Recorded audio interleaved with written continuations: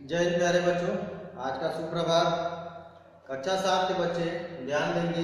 हिंदी पाठ्य पुस्तक भाग 2 में जो वार्षिक परीक्षा का पाठ्यक्रम है उसमें पाठ 7 का पठन कार्य हमने पूर्ण कर लिया था। इस पाठ को लिखा था मुंशी प्रेमचंद्र के पुत्र अमृत राय। उनका जन्म 1931 वाराणसी में हुआ था। अपने पिता प्रेमचंद की भांति ये भी मूलतः कहानीकार और उपन्यासकार थे। उन्हें अनुवादक और जीवनीकार के रूप में भी ख्याति मिली थी। इसके अतिरिक्त उन्होंने समालोचनाएं और व्यंग्य भी लिखे थे और प्रेमचंद की यानी अपने पिता की जीवनी भी लिखी थी। कलम के सिपाही के लिए साहित्य अकादमी पुरस्कार, उस रचना के लिए इनको क्या मिला था? साहित्य अकादमी पुरस्कार। हिंदी के साहित्यकारों को जो मिलता है वो साहित्य अकादमी पुरस्कार मिला था कलम के सिपाही के लिए। हिंदी, बांग्ला, अंग्रेजी भाषाओं पर इन्हें समान रूप से अधिकार था और इनका विवाह प्रसिद्ध कवियत्री सुभद्रा कुमारी चौहान, वीर रस की प्रख्यात जो कवित्री है सुभद्रा कुमारी चौहान, उनकी पुत्री सुधा चौहान से हुआ था अमृत राय की शादी। प्रेमचंद की बिगड़ी रचनाओं के संपादन के अतिरिक्त उन्होंने हंस का संपादन भी किया। हंस एक पत्रिका है, उसका भी संपादन किया।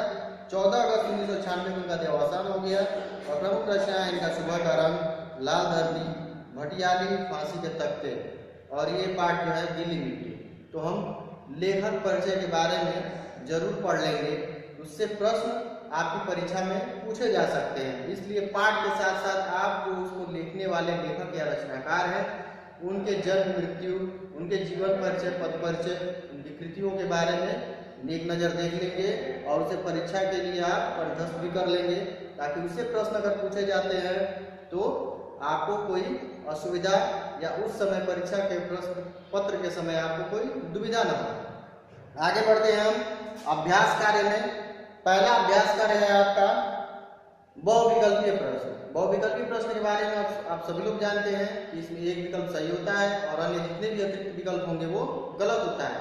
तो प्रश्न आपकी पाठ से ही आधारित होते हैं। जो पाठ आपने पढ़ा है उसी पाठ, कहानी, कविता, लेख या निबंध के आधारित आपके प्रश्न होंगे और उन्हीं पे आधारित आपके उत्तर देने होंगे आपको, और अन्य विकल्प जो होंगे वो गलत होंगे। तो आइए देखते हैं।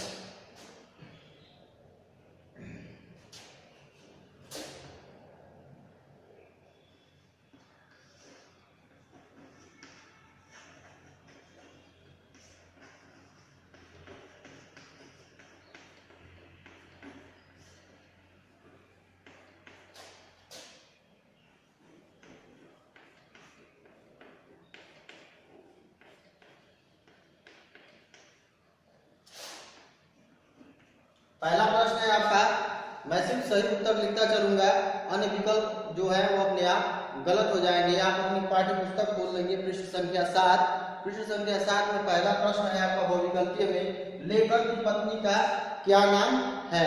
तो लेखक सुबह सुबह किसको ढूंढते हुए पता है? माया को।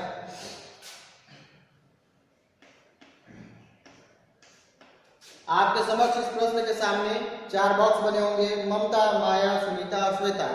तो आप किसके सामने टिक लगाएंगे? माया के सामने टिक लगा देंगे। दूसरा प्रश्न है आपका,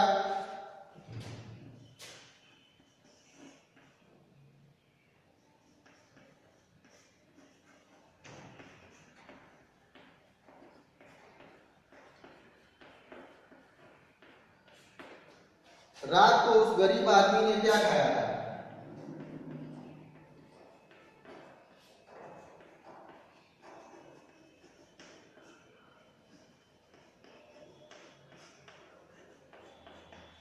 ठीक है, प्रश्नवाचक चिन्ह के साथ, रात को उस गरीब आदमी ने क्या खाया था?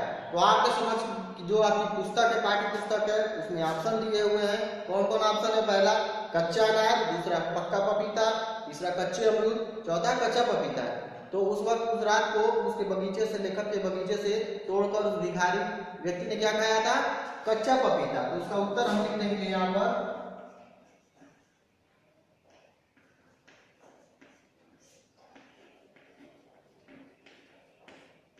इसका उत्तर आपका हो जाएगा कच्चा पपीता।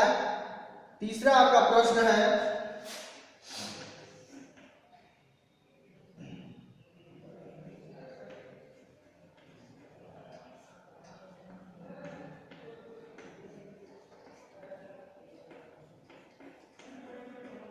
लेखक ने उस गरीब आदमी को क्या दिया।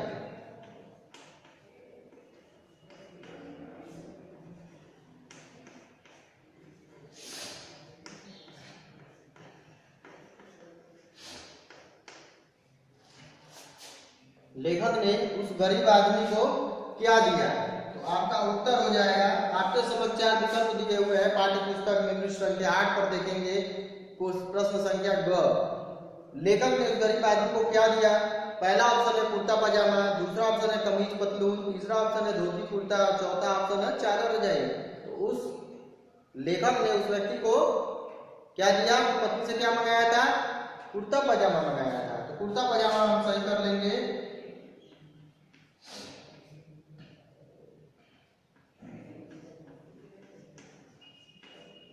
कुर्ता पजामा के सामने हम सही का निशान लगा देंगे।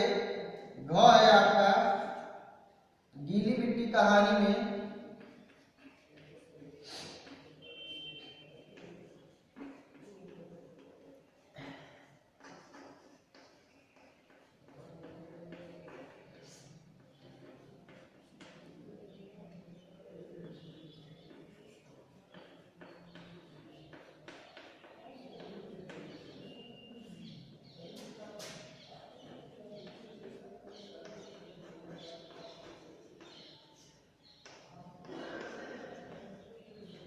गीली मिट्टी कहानी में किस मौसम का जिक्र है।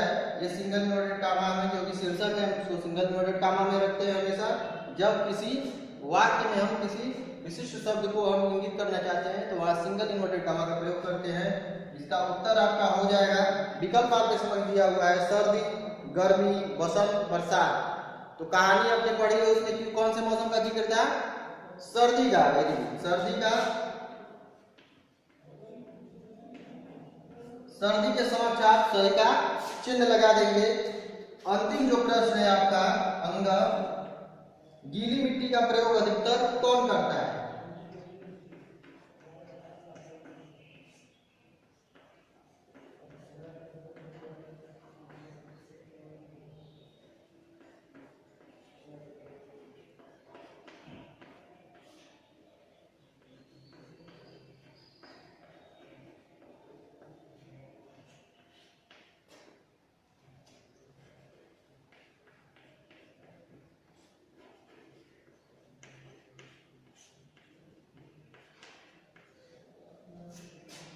गीली मिट्टी का प्रयोग अधिकतर कौन करता है। आपके समक्ष विकल्प दिए हुए हैं 4 पुस्तक में, लुहार, मोची, कुम्हार, बढ़ई।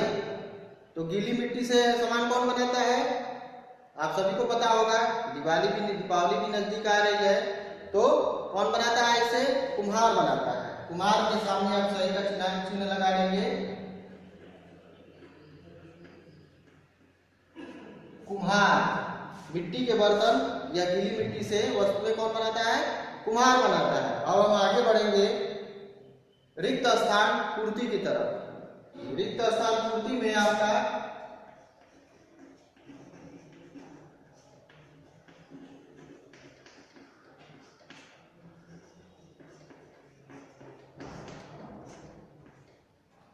रिक्त स्थान पूर्ति में आपका प्रश्न के सिर्फ हम विकल्प यानी सही उत्तर पर ही विचार करेंगे। पहला इसके ऊपर आपका दिया है बॉक्स, ऊपर आपका बॉक्स दिया है, इसमें लिखा हुआ है कच्चा, पहले आत्मपीड़ा,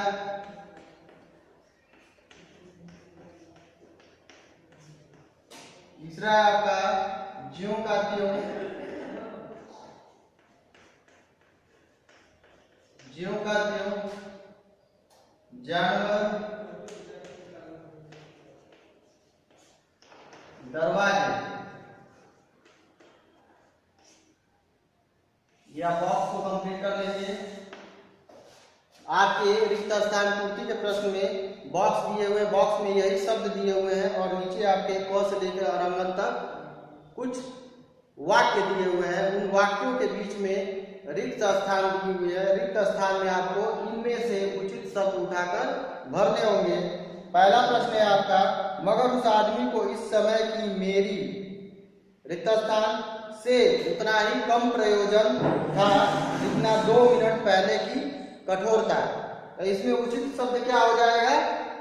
इसमें उचित शब्द आपका हो जाएगा आत्मपीड़ा। पहले में क्या हो जाएगा? क में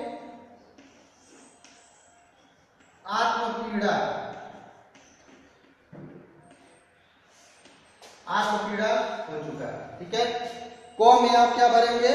मगर उस आदमी को इस समय की मेरी आत्मपीड़ा से उतना ही कम प्रयोजन था, यानी मतलब था जितना 2 मिनट पहले की कठोरता। दूसरा प्रश्न है, ठिठुरते हुए हाथों से चीख को रिक्त स्थान पर टांगने के बाद अब कच्चे पपीते के बीज जो बिखरे हुए थे बटोरकर एक जगह कर रहा था। तो ठिठुरते हुए हाथों से चीख यानी घास और बांस का, जो अर्थ में आपके शब्द अर्थ में दिया हुआ है, घास और बांस का एक पर्दा जो दरवाजे पर ओट करने के लिए या आड़ करने के लिए लगाया जाता है। तो चीख को किस पर टांगा? उसने दरवाजे पर। दूसरा आपका विकल्प हो जाए, दूसरे में आपका दरवाजे भर देंगे,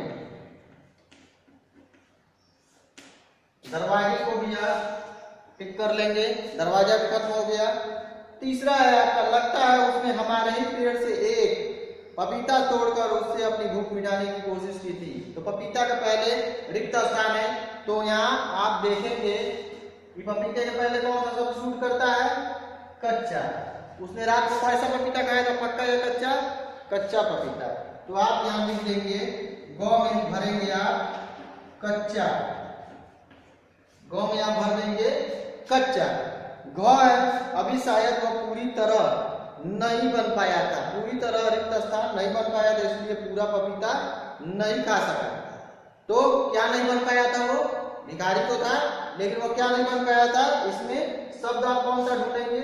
जो कि शब्द है जानवर। अभी वो पूरी तरह से जानवर नहीं बन पाया था कि वो पूरा पपीता भी खा सके। ये लेखक के कहने का मतलब है। तो आप वह लिख देंगे जानवर। घ में आप क्या भरेंगे? जानवर भरेंगे।